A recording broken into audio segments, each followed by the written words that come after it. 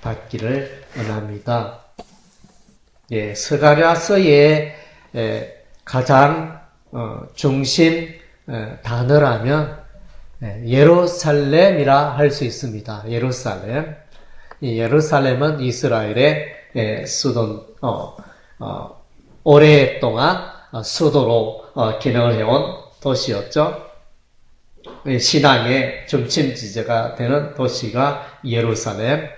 그리고 이제 예루살렘은 하늘에도 있습니다. 하늘의 성경에 보면 하늘의 예루살렘이다, 이런 표현이 나옵니다. 그래서 이제 예루살렘은 곧 교회라, 이렇게 이해를 하셔도 되겠습니다. 땅의 교회도 있고 하늘의 교회도 있고, 예, 그래서 이제 하늘의 교회는 예수님과 함께하는 교회가 되겠죠. 예, 그래서 이제 이 스가랴서의 말씀은 구약의 내용과 그리고 율법 시대의 내용과 신약의 복음 시대의 내용이 더불어서 이렇게 표현이 되고 있습니다. 그래서 예루살렘은 그 도시의 의미가 평강의 도시, 평강의 도시가 예루살렘입니다.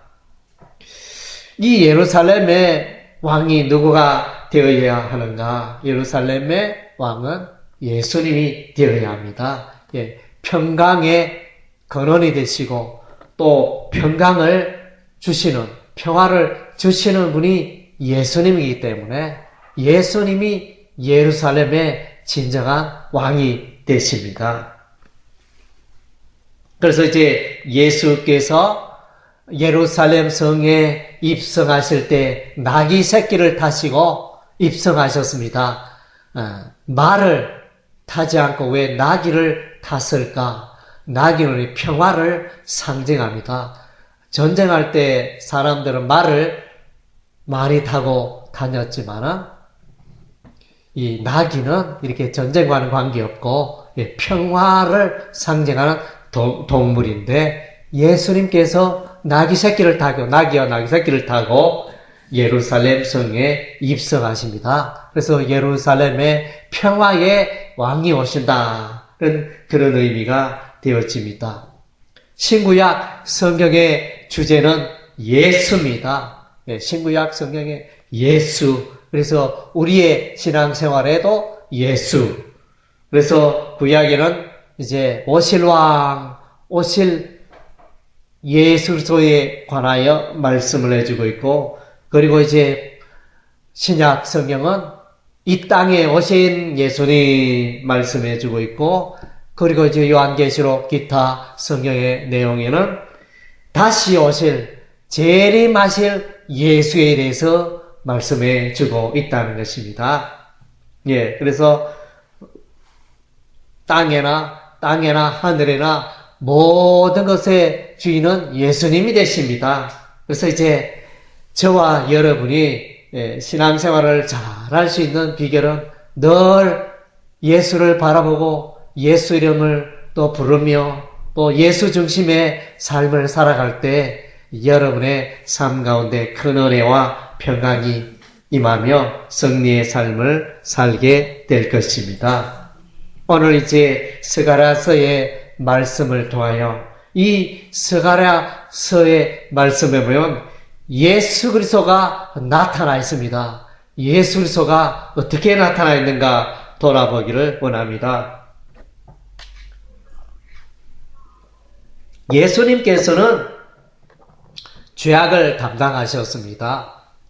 예, 이 로마서 3장 23절에 보면 모든 세상에 존재하는 모든 사람은 다 죄인이다. 그래서 어느 날 이 세상은 다 죄 때문에 고통을 받습니다. 죄 때문에 전쟁이 일어나고, 죄 때문에 싸우고, 죄 때문에 살인사건이 나고, 죄 때문에 또 물건을 훔치게 되고, 미워하게 되고, 이 모든 것들이 다 죄로부터 출발이 되고, 죄로 말미암아 오고, 죄의 열매를 맺게 되는 것입니다. 그래서 야고보서 1장에는 욕심이 태양적 죄를 낳고 우리의 마음속에서 죄가 나온다는 것입니다.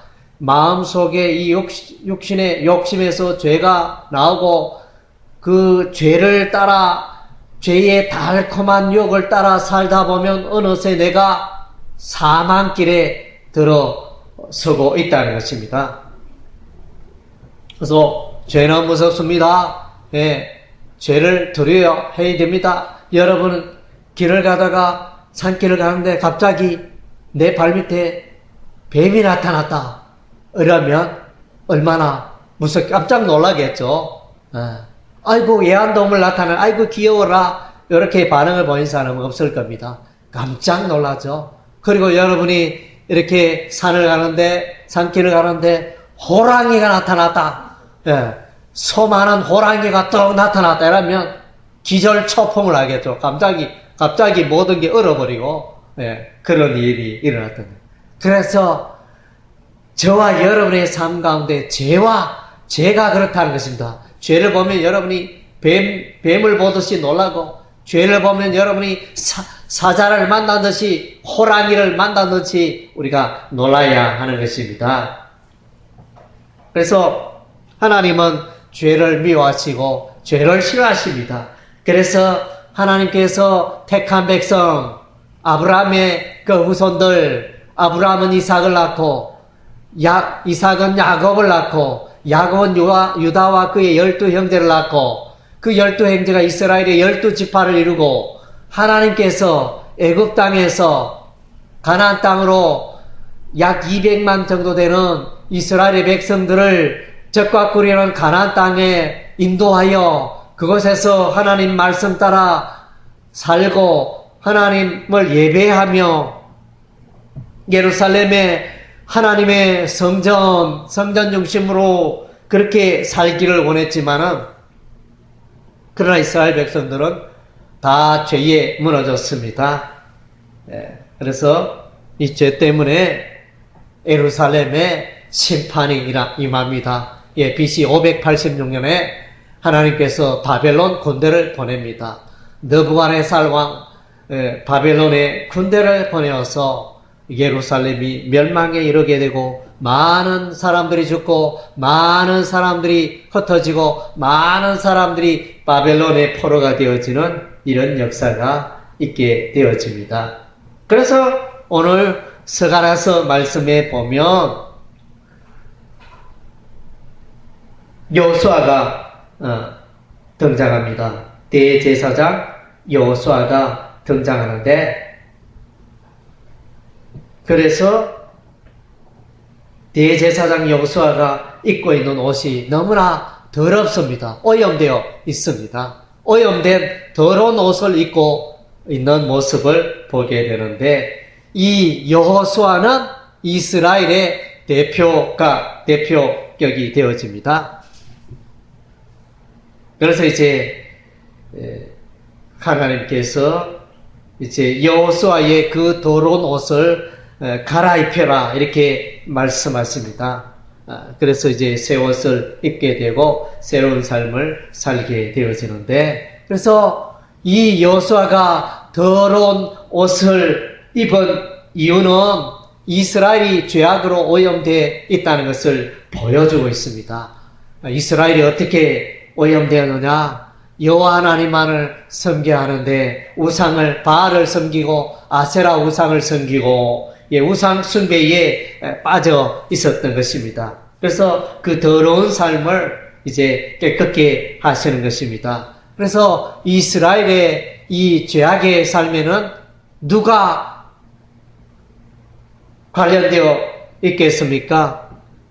이스라엘의 죄악의 삶에 관련된 자가 있는데 그가 바로 사탄입니다.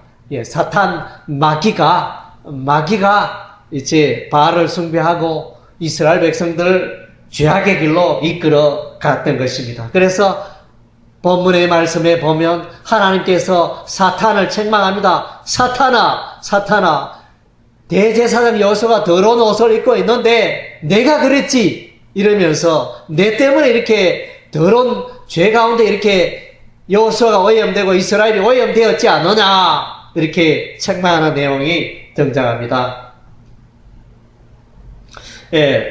그리고 이제 하나님은 죄를 미워하시고 죄악에 대해서 심판하셔서 이스라엘 백성들은 바벨론의 포로가 되고 예루살렘은 무너지고 죄악의 심판이 있습니다. 이후에 또 하나님께서 4개의 뿔과 4명의 대장장이 환상을 말씀하시는데 4개의 뿔은 뭐냐? 이 4개의 뿔은 이스라엘을 괴롭힙니다. 황소의 뿔이 있잖아요. 소의 뿔이 있어서 그 뿔에 받치면 대단히 위험하죠. 콧불소에 뿔이 있습니다. 그 뿔은 힘을 상징합니다. 거기에 받치면 대단히 위험합니다. 그래서 4개의 뿔이 등장하는데 이 4개의 뿔이 무슨 일을 했느냐? 이스라엘을 괴롭히고 대적했습니다. 이스라엘을 무너지게 했습니다. 이 4개의 뿔에 대한 해석은 다양하지만 제가 볼 때는 이제 아수르 나라, 바벨론 나라, 헬라 제국, 로마 제국 이런 이제 나라들이 예루살렘, 이스라엘 백성들을 괴롭혔던 것입니다. 그래서 이제 하나님께서 때가 되매 대장장이는 일을 뭘로 합니까? 망치로 일을 하잖아요. 이 대장장이가 망치를 들고 와서 그 4뿔을 다 망가뜨립니다. 그래서 4뿔을 망가뜨린다 이 말은 그 나라가 멸망한다는 것입니다. 아수르 나라는 강대국이었지만 바벨론에게 멸망당합니다. 바벨론은 메대와 바사 나라에 멸망합니다. 그리고 이제 헬라 제국이 있는데 헬라 제국 그리스는 로마에게 멸망당합니다. 로마 나라는 이제 또 다른 민족에 의해서 게르만 민족에 의해서 또 멸망당하게 되어집니다. 그래서 우리 하나님이 이런 자들을 하나님은 죄를 심판하시고 죄악의 나라를 심판하시는 이런 모습을 보게 되어집니다. 그래서 이 스가랴서 오늘 1장에서 14장의 이 내용을 보면 그 주제가 중요한 주제 중 하나는 성결입니다. 성결해야 됩니다. 예수 믿는 사람 성결해야 됩니다. 죄 가운데 살아서는 안 된다는 것입니다. 예수 믿는다 하고 죄를 마음껏 짓고 죄를 밥 먹듯이 짓고 있다면 그 사람은 예수 믿는다 하기 어렵습니다. 그래서 제대로 예수 잘 믿는 사람은 죄악의 말, 죄악의 행동, 죄악의 삶을 멀리하고 하나님 앞에 늘 거룩하고 깨끗하게 성결한 삶을 살아가는 것입니다. 예수님이 왜 오셨나요? 마태복음 1장에 보니까 예수라는 이름의 의미는 자기 백성을, 하나님의 백성을 죄로부터 구원하시기 위해서 오셨다. 그래서 죄 문제를 해결하기 위해서 오신 분이 예수예요. 그래서 예수님이 십자가에 피 흘려 죽으셨잖아요. 그래서 예수님이 십자가에 피 흘려 죽으신 온 세상 사람들의 죄를 짊으시고 예수님 십자가에 피 흘려 죽으셨습니다. 그래서 죄 문제를 십자가 앞에 나가면 죄 문제가 해결되잖아요. 십자가 앞에 나가지 않으면, 붙들지 않으면 이 죄 문제를 해결할 수가 없습니다.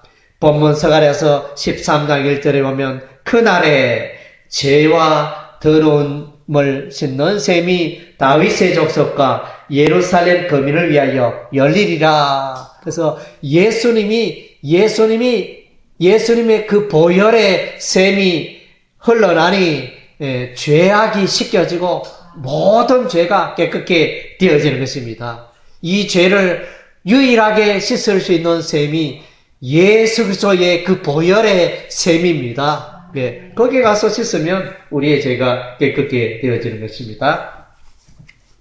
그리고 스가랴서 말씀에 보면 새 목자라는 단어가 드러나는데 목자가 3명이 있습니다. 3명의 목자가 있는데 이 3명의 목자가 누구냐? 다양하게 해석하는데 이 3명의 목자를 이제 한 목자는 왕이요, 한 목자는 선지자요, 한 목자는 제사장이라. 그래서 구약의 이스라엘 백성들의 그 역사를 보면 제사장이 다스리기도 하고 왕이 다스리기도 하고 선지자가 다스리기도 하고 그런 이제 세 가지 그 직책이 나타나는데 그들이 바로 세 목자입니다. 그래서 예루살렘이 멸망할 때 하나님이 이렇게 말씀하십니다. 왕도 타락했고 선지자도 타락했고 제사장도 타락했고 그렇기 때문에 멸망이 임한다 이렇게 말씀해주고 있습니다. 그래서 이제 다 무너집니다. 패합니다. 대제사장 여호수아도 더러운 옷을 입고 있는 것도 일종의 죄에 오염되고 넘어졌다는 그런 표징이 될 수 있습니다. 이 땅에 사람들은 이 죄악을 이길 수 없습니다. 이 땅에 어떠한 지도자도 죄악을 이기고 성결의 삶을 살 수 있도록 도와주는 자가 없습니다.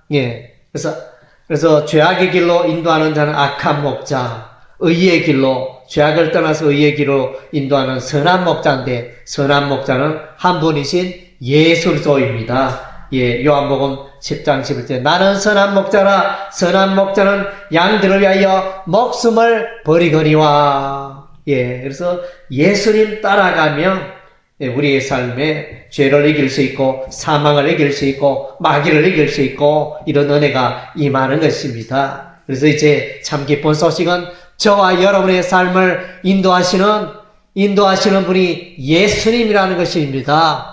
그래서 시편 23편 1절에 다윗은 고백한다. 여호와가 나의 목자시니 내가 부족함이 없으리로다. 내게 부족함이 없으리로다. 이렇게 표현하고 있는데, 그래서 내 인생의 삶에 예수님이 내 삶의 주인이 되었잖아요.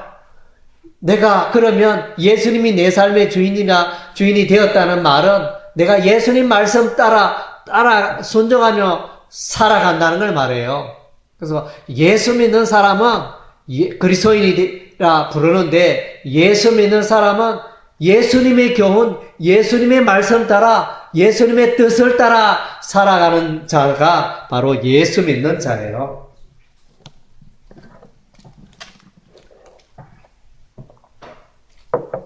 예수님이 우리의 삶의 지도자가 되시고 나의 삶의 왕이 되셔서 나의 삶을 인도하시는 것입니다. 그리고 이제 스가랴서 말씀에 보니까 날아가는 두루마리 환상이 등장합니다. 5장에 보면 두루마리가 이스라엘 땅에 이렇게 날아가는 그런 장면이 등장하는데 이건 뭐냐? 그래서 이제 율법의 저주를 의미한다 그랬습니다. 율법의 저주. 그것은 뭡니까? 십계명의 말씀, 율법의 말씀을 이스라엘 백성들이 행하지 아니함으로 불순종함으로 그 십계명으로 말미암아 율법으로 말미암아 이스라엘이 심판을 받게 된다는 내용입니다. 사람은 부족합니다. 율법을 다 행하지 못합니다. 무너집니다. 그러나 예수님은 오셔서 모든 율법을 온전하게 완벽하게 다 지키십니다. 그래서 우리를 이제 율법으로부터 벗어나게 하시고 우리를 이제 복음의 길로 인도하시는 것입니다. 그리고 이제 예수님이 또 등장하는데 스가랴서에 예수님은 진리의 길로 인도하시는 분인 것입니다. 오늘 스가랴서 본문에 보니까 예루살렘 성은 진리의 성읍이라 그랬습니다. 하나님의 말씀으로 가득한 성읍, 이 예루살렘은 성산, 거룩한 성이요, 하나님의 말씀으로 거룩한 진리로 충만하고 가득한 것이 바로 예루살렘 성이 되어집니다. 이사야서 말씀에도 보면 진리의 성읍으로 온 세상 사람들이, 온 세상 열방 민족이 예루살렘으로 나온다. 이렇게 거기에는 시온의 율법이 있기 때문에 하나님의 진리의 말씀이 있기 때문에 그것으로 몰려든다 말씀해 주고 있습니다. 그래서 예수님이 참 진리가 되시잖아요. 내가 곧 길이요 진리요 생명이니 나로 말미암자는 하나님께로 올 자가 없느니라. 요한복음 14장에 예수님 자신이 진리가 되심을 말씀해 주셨습니다. 그리고 요한복음 1장 14절에 예수님은 은혜와 진리가 풍성하신 분이다. 예수님 바라보고 예수님 따라가고 하면 예수님의 그 진리가 나를 올바른 길로 인도하고 예수님의 그 진리가 내 인생을 행복하게 한다는 것입니다. 그래서 진리 대신 예수님을 우리가 따라가야겠습니다. 그리고 이제 예수님은 성전이 되십니다. 그래서 이제 구약시대는 솔로몬 성전이 있었고, 이제 솔로몬 성전이 무너지자 포로에서 꾀하는 이스라엘 백성들이 서룹바벨 성전을 완공합니다. BC 516년에 서룹바벨 성전을 완공합니다. 그래서 이 서룹바벨 성전을 짓는데 두 감람나무 서룹바벨과 여호수아가 나타나 이들이 성전 건축의 공사를 하게 되어집니다. 그러나 이제 이 서룹바벨 성전도 무너집니다. 로마에 의하여 서룹바벨 성전도 무너지고 나중에 제3성전 헤롯 성전을 짓게 됩니다. 그리고 헤롯 성전도 또 로마에 의해서 로마 디도 장군에 의해서 또 무너집니다. 그래서 성전이 없습니다. 오늘날 예루살렘에 성전이 있습니까? 없습니까? 성전이 없죠. 다 무너져 내리고 예루살렘에 성벽만 남아 있습니다. 성벽이 남아 있는데 그게 통곡의 벽. 여러분이 예루살렘의 이스라엘의 성지순례에 가면 이렇게 성벽이 있는데 거기서 많은 사람들이 전 세계적으로 많은 사람들이 와서 거기서 기도합니다. 그래서 기도하는 그런 처소가 되고 있는데, 그러면 이제 이 성전이 다 무너진 성전이 어디 있느냐? 예수님이 성전이라는 것입니다. 요한복음 2장에 보면 예수님이 말씀하십니다. 그래서 이제 내가 성전이다. 내가 죽었다가 3일 만에 다시 살아나겠다. 예수님이 하나님의 성전, 무너지지 않는 하나님의 성전이 되시는 것입니다. 그리고 또 예수 믿는 우리가 하나님의 성전입니다. 고린도서 3장 16절에 보면 너희가 하나님의 성전이 있고 하나님의 성령이 너희 안에 거하신 것을 알지 못하느냐. 예수 믿는 자가 성전입니다.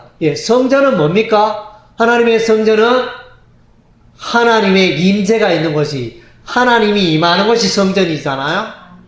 그래서 이 솔로몬 성전에 하나님의 임재가 있었죠. 불꽃으로 또 구름으로 이렇게 임하는 하나님의 임재가 있었는데, 그래서 오늘 우리에게 하나님의 임재가 있다는 거예요. 그래서 성령이 계시잖아요.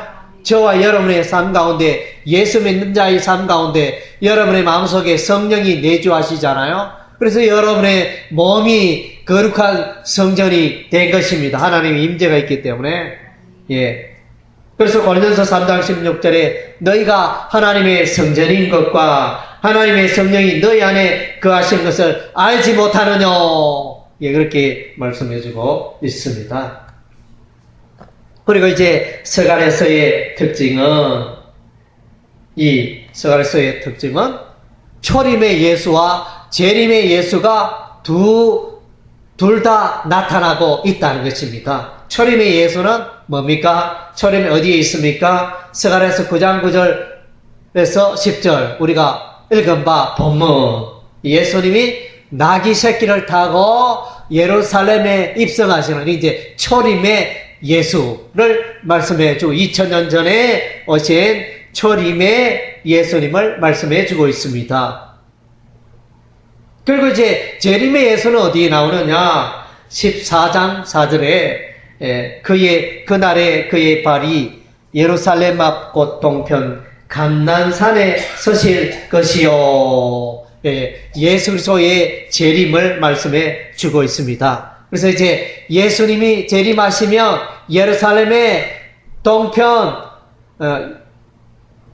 감람산 앞에서 예수님이 재림하실 것이다. 이렇게 해석하기도 합니다. 또 한편으로는 이제 오늘 스가랴서 본문에 나타난 내용이 영적인 예루살렘을 말해주고 있기 때문에 그래서 반드시 장소적으로 예루살렘의 감난산에 임하는 것은 아니다 이렇게 해석하기도 합니다. 양쪽의 해석이 있는데 성경에 문자적으로는 이제 보면 예루살렘 앞 곧 동편 감난산에 예수님이 재림하신다. 그래서 그 감난산 예수님이 재림하시는 그 주변에 뭐가 많다고요? 무덤이 많이 있습니다. 예수님이 재림하시면 죽은 자가 살아나니까 그래서 그 주변에 예수님이 재림하신 그 장소 주변에 많은 무덤들이 있습니다. 부활을 사모하는 그런 장면이 되어집니다. 그래서 우리가 이제 스가랴서 말씀을 둘러봤는데 여기에 온통 예수님에 관하여 가득 나타나 있다는 것입니다. 그래서 정말로 여러분 예수님을 만난 것이 우리 인생의 최대의 축복입니다. 여러분이 지금까지 인생을 살면서 나는 이런 일도 하고 돈도 많이 벌고 집도 사고 좋은 차도 사고 뭐 좋은 옷도 입고 자녀도 기르고 여러 가지 또 인생의 일들이 많지만은 가장 기쁜 일은 여러분이 예수님을 만난 사건입니다. 여러분의 마음속에 예수님이 들어온 사건입니다. 여러분의 삶 속에 예수께서 들어오심으로 여러분의 죄가 해결되고 여러분이 하나님의 자녀가 되는 이 사건은 참으로 우주적인 사건이요 참으로 어마어마한 사건이 되어지는 것입니다. 그래서 여러분 예수님과의 만남을 기뻐하십시오. 그리고 예수님을 왕으로 모시고 사십시오. 예수님을 여러분의 삶의 주인으로 모시고 살아가시 바랍니다. 모든 우리 인생의 보배와 귀한 것들이 예수로부터 나오는 것입니다. 그래서 여러분이 예수를 주인으로 삼고 예수님 말씀에 순종하면 여러분의 삶 가운데 엄청난 축복이 있을 줄로 믿습니다. 바울은 벌써 이것을 깨달았습니다. 그래서 바울은 내가 십자가에 죽었다. 갈라디아서 2장 20절에 그리고 내 삶의 주인은 예수님이다. 그래서 내가 죽을 때 우리가 예수 믿는다고 해서 내가 죽는 사건입니다. 내가 죽어야 예수를 만날 수 있습니다. 내가 죽어야 천국을 볼 수 있고 내가 죽어야 하나님을 만날 수 있는 것입니다. 나는 누굽니까? 죄로 오염되고 죄로 타락한 나였습니다. 내가 죽을 때 십자가에 죽을 때 세례받아 이제 새로운 삶이 새 사람이 되는 것입니다. 갈라디아서 2장 20절에 내가 그리스도와 함께 십자가에 못 박혔나니 그런 적이 되는 내가 산 것이 아니요 오직 내 안에 그리스도께서 사신 것이라. 이제 내가 육체 가운데 사는 것은 나를 사랑하사 나를 위하여 자기 몸을 모르신 하나님의 아들을 믿는 믿음 안에서 사는 것이라.